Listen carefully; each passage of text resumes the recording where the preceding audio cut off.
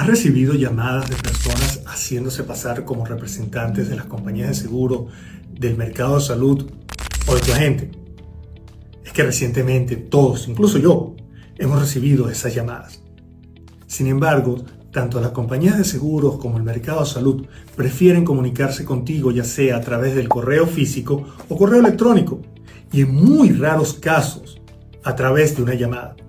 Y es que la realidad es que muchas veces estas llamadas son por personas inescrupulosas que tratan de obtener tu información sensible o robarte como cliente para otro agente el cual ni conoces. Si tú tienes dudas o has recibido esta llamada, lo más prudente es que llames a tu asesor de seguros y él te podrá aclarar si la llamada realmente es del mercado de salud, la compañía de seguros o de su oficina. ¿Tienes dudas? Contáctame. Estoy para ayudarte.